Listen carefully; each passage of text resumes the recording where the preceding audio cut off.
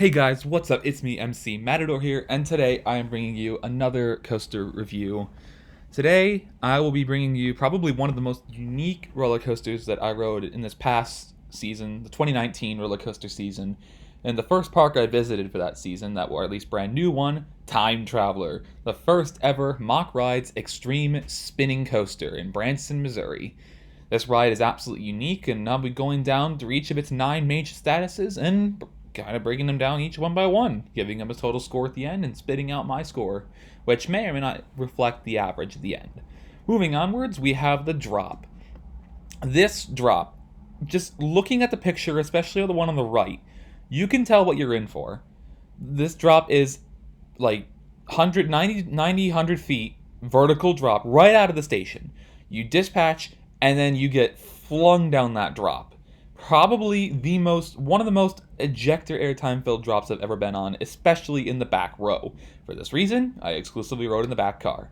And yes, I said the entire back car because the rotation out of the station will probably send you down this drop sideways. Just to kind of suggest the severity of this, my younger brother was sitting right next to me and he did not know this drop was coming. I did. I suggested the back row. He agreed, as well as a couple of my cousins that I was with that sat in the facing back to back to me, and he was absolutely shook for the rest of the ride and a little later afterwards because of the volatility of this drop. He's not necessarily a standard GP, but he is GP-ish. He's been to a lot of the same parks I have at the same trip, nonetheless, and he just doesn't have that level of enthusiasm I do. He just likes riding things, but he doesn't really want to take it further than that. But he still really enjoyed this, and this is his favorite coaster at Silver Dollar City. Not mine, but it is his.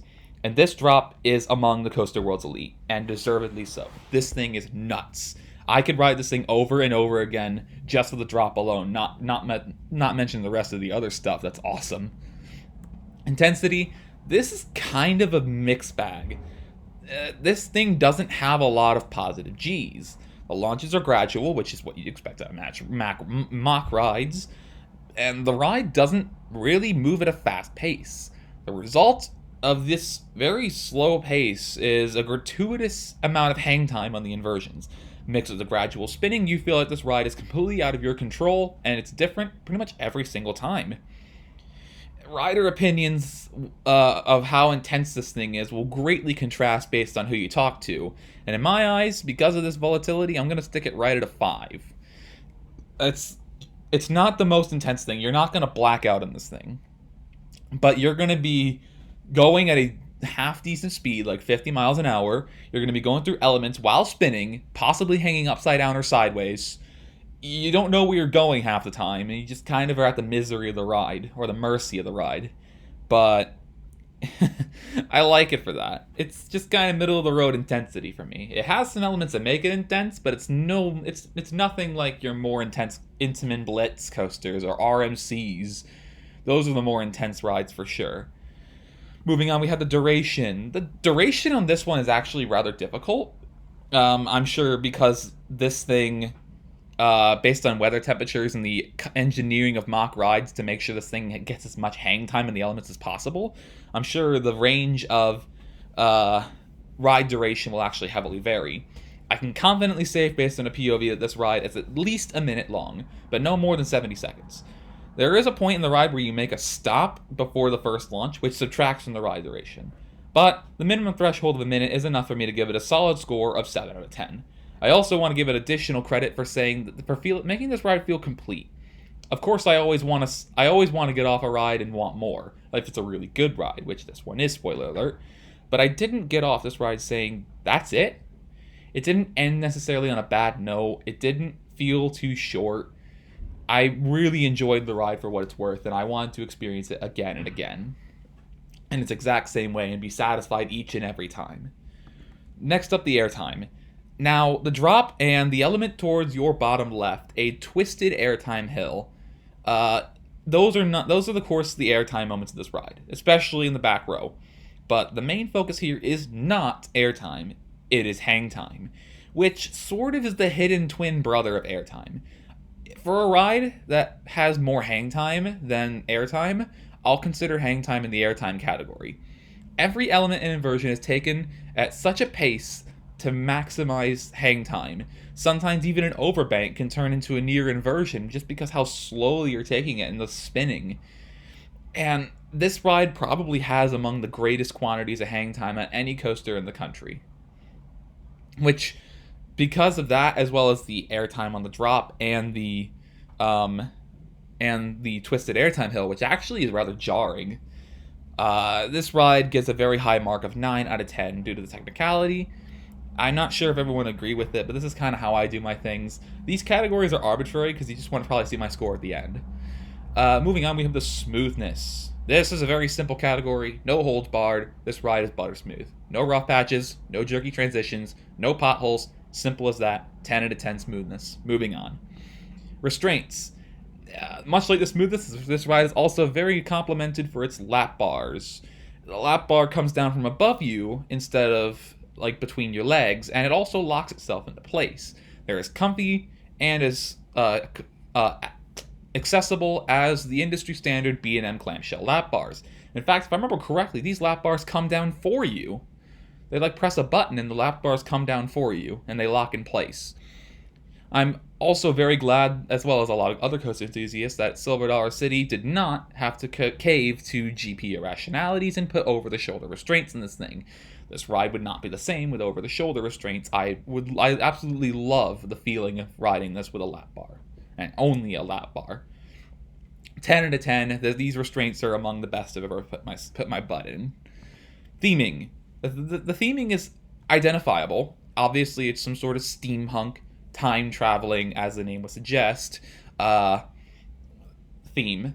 There is props and decals at the Q House detailing steampunk engineering, steampunk time-traveling. There's an emphasis on clocks, gears, bells, stuff like that. The station has a large set of gears churning at the roof, and a loud bell chimes whenever a train leaves the station. There's also a little bit of a dialogue piece before the riders experience the first launch, but I can't really tell if it's important or not. The theme is identifiable, but it's not thorough. There's no theming during the ride, but only in the queue, which is better than... I mean, I've given rides higher marks, like X-Flight, for having theming during the ride, but not really in the queue. So it's right around that mark. It's a solid 4 out of 10. Theming during the ride would have been pretty awesome, but especially, I mean, maybe it'd be even better if it just had some trees. You're riding on a big plot of dirt and gravel, but it's still awesome nonetheless. Now we get to the bonus categories. These are the categories that not every coaster has. Starting off with the launch. Now, if there was a weakness, so to say, with this ride, it would be the launches. There are 2 of them. There's one just after caressing through the dive loop and through an overbank turn. And then there's one just right around the end of the ride that takes you into an overbank just to gain enough speed to get back to the hill the station is located on, which are the brake runs. Because, you know, when you drop 100 feet right out of the station, you need to get back up there somehow. And that's what that second launch is for. You can kind of see both of them right there. The first one, like I said earlier, the first one you do stop completely before taking off for the first launch.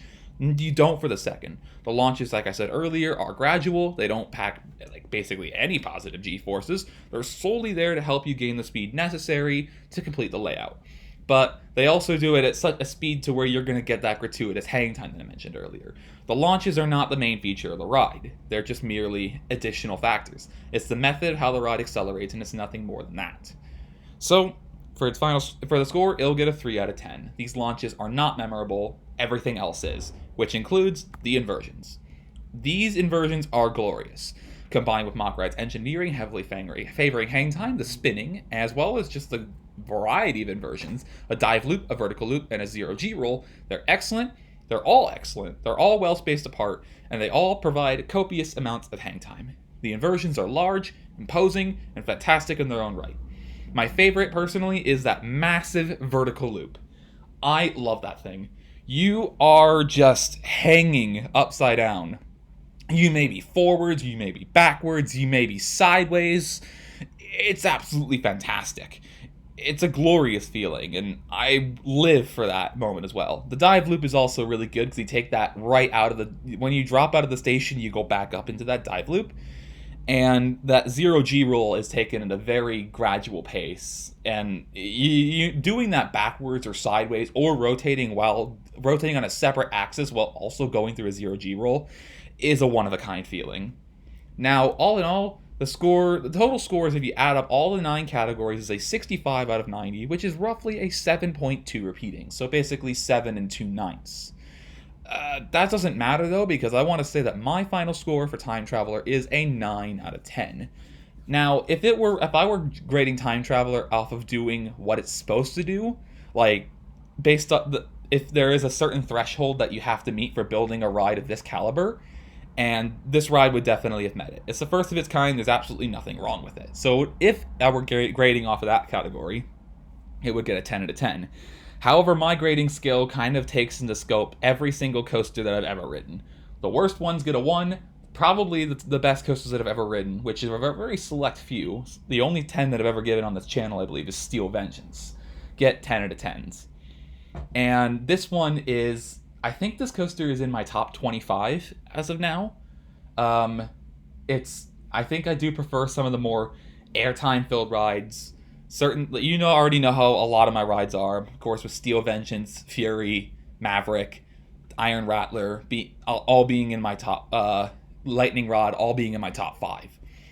But you got things like this. This is a coaster that defies the laws of just coasters. This is the one-of-a-kind attraction in America at a fantastic park. I strongly recommend that every coaster enthusiast within the general area, heck, even come cross-country from this thing. I did 9 hours one way. It's 9 hours one way for me to get from my home to Branson, Missouri to ride this. My only regret is that I only rode this thing twice. This thing is a masterpiece and an absolute crowd pleaser that everyone should try and ride at least once in their life, or at least every thrill seeker. Like I said, the coaster schematics are not exactly a perfect fit for my tastes, but I can value this coaster for exactly what it does. It is an absolutely excellent ride and a mastercraft of engineering that has probably took more work than I can ever imagine to get this thing built. And with hopefully the success of this ride can spawn the creation of more Mack Rides Extreme Spinners, because I would love to see what else these things can do. Such as the one going to, is it France or is it Belgium? There's another one going to some Western European country in 2021, that one has a banana roll, so I'm really excited about that one, if I ever get there. So, that is all in all. That's it. If you guys enjoyed the video, feel free to like, comment, or subscription. If you did, it does mean something to me. Sorry, botched my own outro there. I hope you guys have a great insert unit of time here, and as always, I wish you guys peace.